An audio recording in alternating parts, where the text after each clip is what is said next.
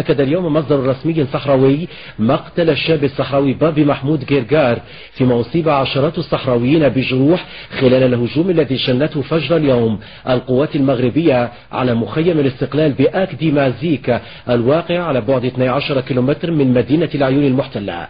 كما أن العديد من الأشخاص المقيمين في المخيم من بينهم نساء وأطفال وشيوخ أصيبوا بجروح بعد أن استفاقوا من نومهم مهلوعين مختنقين جراء الغازات المسيلة للدموع التي استعملتها القوات المغربية المزودة بالعصي.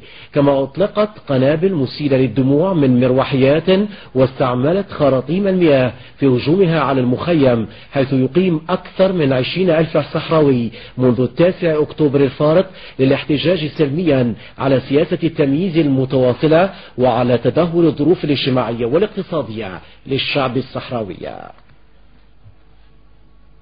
وللاطلاع على آخر التطورات في المناطق الصحراوية المحتلة، كان التلفزيون الجزائري قد أجرى اليوم اتصالا هاتفيا مع عدد من المنتفضين الصحراويين بالعيون المحتلة، من بينهم المواطن الصحراوي المضطهد محمد بوتباع.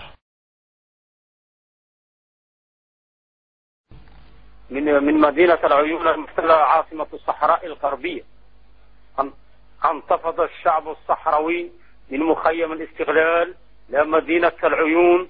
الأوضاع انتفاضة الشعب الصحراوي في وحدته الكاملة. فيما يخص الانتفاضة، تدخل الجيش المغربي وتدخل البوليس وتدخل القوات المساعدة وتدخل جميع الأجهزة. هناك الضحايا عدة ضحايا كثيرين، وهناك ضحايا في النساء، وتم قلق المستشفى بالمهدي على الضحايا.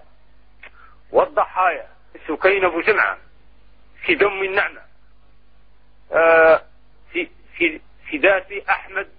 سيد أحمد ولد الرامي، السالك ولد العروسي، وكثير من الضحايا.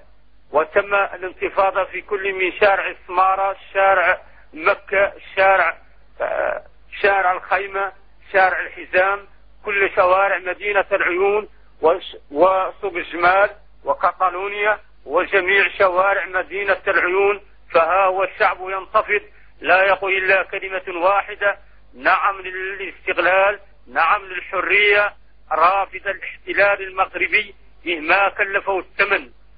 تم تدخل في مخيم أكاديميزيك الساعة 4:30 ليلا، وبعد تدخل تم ضرب النساء والأطفال والشيوخ والشباب الصحراوي.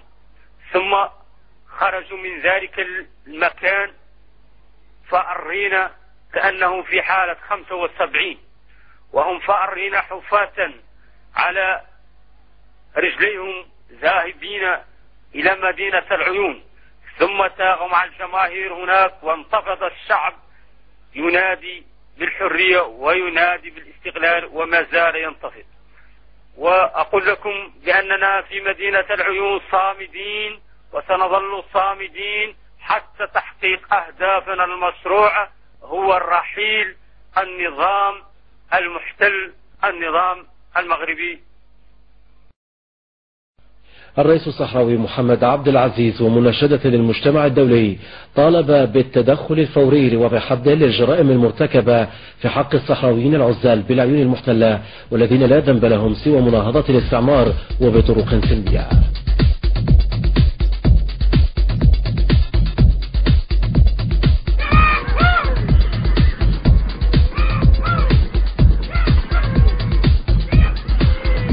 نحن نطالب الأمين العام للأمم المتحدة ومجلس الأمن الدولي بتحمل مسؤوليات كاملة في إنشاء بعثة أمنية تأتي إلى الصحراء الغربية لحماية المواطنين المدنيين من بطش إدارة الاحتلال المغربية في انتظار الحل النهائي وتنظيم استفتاء تقرير المصير.